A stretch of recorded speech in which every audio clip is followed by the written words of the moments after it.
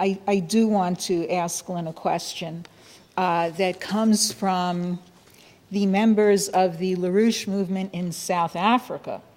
And I ask this specifically because it reflects so many questions that we have gotten in, really from all over Africa, from contacts and supporters and government officials there. The question is as follows. It says, in 1652, Jan van Riebeck and his entourage of settlers of Dutch descent disembarked on the southern part of Africa to establish a halfway station for the Dutch East India Company. This was to make available fresh food for the ships that were destined for India to buy spices.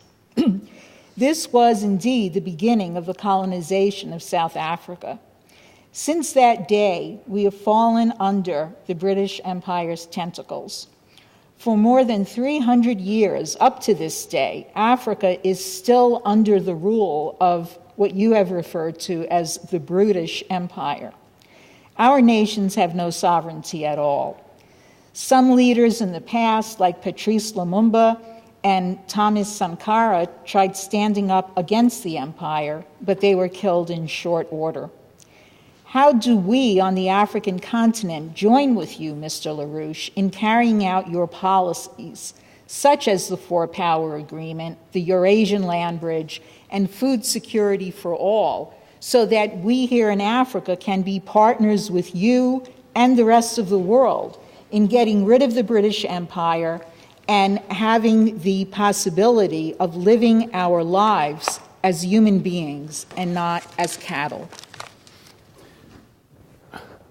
Well, since I'm 88 years of age, nearly, that my promises on long-term actions from me are limited accordingly.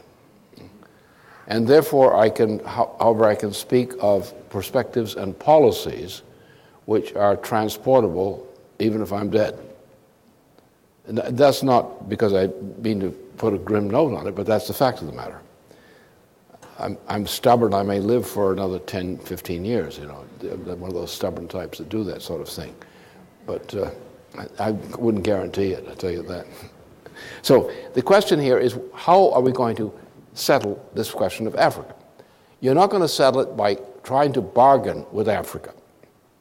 You're going to settle it by getting the United States back under a Glass-Steagall system. And right now, that will do it. You see, we have, in a sense, our so-called African-American population is a mess at the present. It's had better times than now. But it's problematic. What we have to do is we have to say, we have, as a United States, as a leading nation of the world, if we become that again by doing what has to be done with the sort of our John McCain and his associates, if we do that, we're going to have an opportunity. We're going to be again the top dog in the world, politically. Not by physical force, but politically. And people will want to join with us because the alternative, being eaten by the British, is not very palatable. So therefore, we have to say, what are we going to do with potential allies available right now, Russia, China, India, and other countries, and some countries in Europe, to say we're going to do something about this Africa colonization business. It's a disgusting, immoral thing, and practically it has to be changed. Therefore, what will we do to deliver to African nations the sovereignty which they are denied? Don't come on there with a plan of how you're going to tell them to free themselves. Get serious. We have to have a commitment as a nation with certain other nations to say, this imperial nonsense ends. Well, the first thing to do is you agree on bankrupting the British system, because that's your problem. There is an empire in the world today which is best identified as the British Empire because it is associated with certain interests which associate themselves with the image of the British Empire, typified by the Inter-Alpha Group. which is one of the most significant arms of the British Empire on the planet in terms of finances, and is the key architect of this mess that's happened with Brazil, with Greece. So therefore, the destruction of the British Empire is the first step required. Otherwise, no freedom of Africa. That's simple. So let's destroy the British Empire. We have now in our hands, if provided we get this Glass-Steagall reform through, we will have the power in our hands to do precisely that. So let's do it. Now, what does that mean? That means we make a commitment to certain projects. First of all, reforms of currencies and things like that they want done. So therefore, we will take and say, what's Africa need? Well, you take a photograph of all the areas of Africa at nighttime and look how many parts of Africa have light at nighttime. And you find very few. So all the talk about the success of this part, of that part of Africa is immediately shown to you by the right helicopter ride across the territory of Africa. There are very few places where there are lights at night visible at helicopter level. So therefore, what we need, Africa has a large potential for agriculture, which is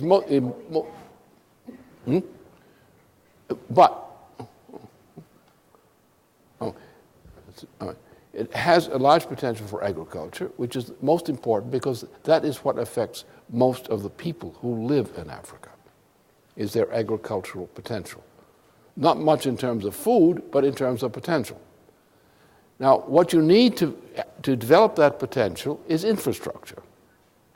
Now, to deliver the infrastructure required, you've got to open up high-speed rail or magnetic levitation types of lines going from the Middle East into Africa that way, as is Sudan, to take and expand Lake Chad, to restore it to a full strength as what it was in ancient times, which fixes Chad.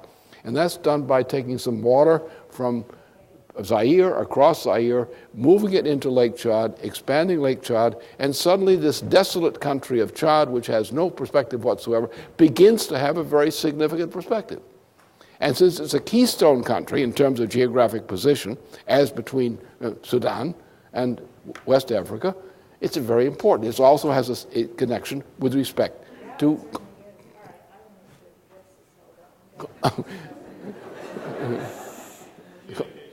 Congo. Okay, I was distracted. Right. So now the other thing you have to have is, of course, you have to have the railroad system. Water systems, railway systems. Then you have to build an infrastructural system. In other words, you've got farmers. The first thing you're going to do to maintain the economy, you're going to get African agriculture back in business. You're going to give it all the assistance, you're going to provide the infrastructure with that purpose in mind. And you have some areas which have been destroyed by the British recently, as in the mountain areas there.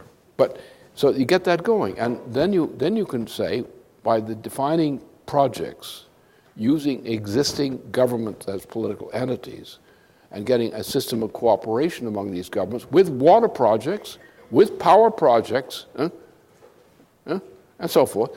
This kind of thing creates the basis for giving real structure to Africa.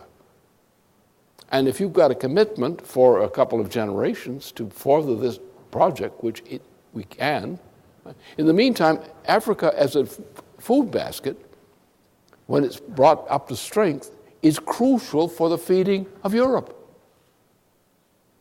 So Africa, exports of African food products are a big opportunity for Africa and for Europe. And you have mineral developments there, and you can, around the basis of an agricultural culture, you can develop the mineral resources in Africa. In other words, what they do now is they go into Africa, they find a mine someplace, they rape it, put the contents in a bag, and go to the port and run overseas with the content of the bag. The normal process of using the raw material resources inside a continent and using it in a stepwise project of upgrading it from one step to the other, partly for consumption and partly for export, which is a normal thing. But in Africa, they just go in there and take the thing, rip it out of the ground, and carry it off someplace else and sell it on the world market. So if you give them a development perspective and are prepared to guarantee by solid agreements among nations to restore Africa to full independence, you can do it. You have to be patient, you have to be loving, but you can do it. That's what we have to do. And what we need also is, on the inside, we need more recruitment of Africans who, while defending their own national sovereignty as nations, will also become a cooperating cadre force across national borders as an African interest group to make sure that Africa has cooperation and means of expressing that to the world at large. So you need an African institution of, the revolutionary Africans, the ones that really want to build their country and develop it. And that's the way you do it. I don't see any other way to do it.